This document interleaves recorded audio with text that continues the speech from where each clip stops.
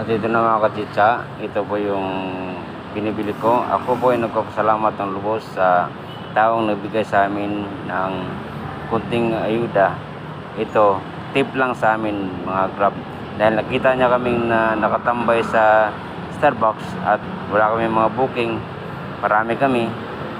Naawa siguro siya at binigyan kami ng minimum na tinapay, pagkain namin. Salamat customer. Sana pagpalain kayo. God bless you. Ito, paghahatian po namin ang binigay niyong biyaya para sa amin. Salamat.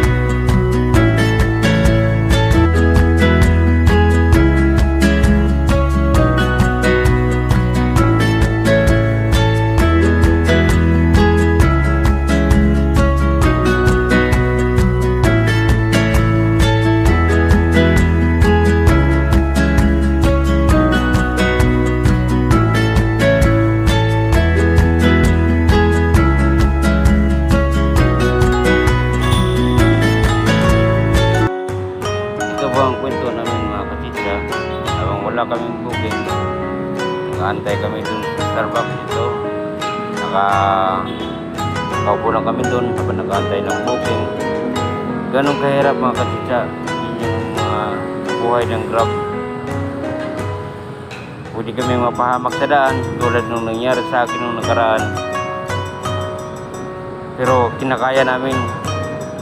Kaya pa rin, laban pa rin kami sa buhay namin kahit anong pagsubok man yan para sa pamilya.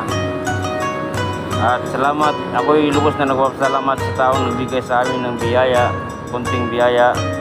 Bigyan kami ng tip dito sa Starbucks.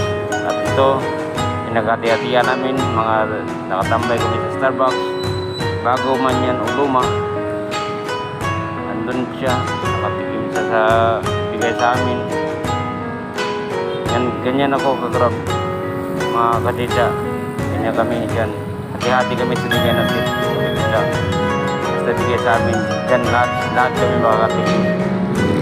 Pag mayroong nagbigay sa akin, pipili sa akin ng chicharon, hindi niya kukunin yung chicharon, hati-hatihan din namin lahat yun. Makikita niyo po sa iba ko pong mga vlog dyan, meron akong pinaghati-hatihan mga samahan ko rin. Hati-hati kami sa chicharon na binigay sa amin ng customer dahil hindi niya na kinuha yung binili niya at binigay na lang sa amin. Pinaghatihan pa rin namin yun mga kachitsa. Sana po mag-book naman kayo ng maayos para hindi kami mahirapan. Ganun po mga kachitsa. Salamat, maraming salamat po. God bless you. Thank you. At kung bago na kayo sa vlog ko, pag-subscribe na lang, Alan Chicharon Travel Vlog. Minsan mga kachitsa, nag-travel din ako kung saan saan. Mapunta ako ng Bulacan para bumili ng chicharon. At na-travel ko rin yung mga nakikita nyo doon. Kita nyo sa vlog ko, makakita kayo ng mga bagong lugar. Saan man ako mapunta, na-vlog ko po yun para ano naman kayo sa Metro Manila. Na-memorize kayo sa mga daan, mga daan dyan na saan banda, alam nyo na yung sitwasyon dyan. Salamat pala sa pag-subscribe.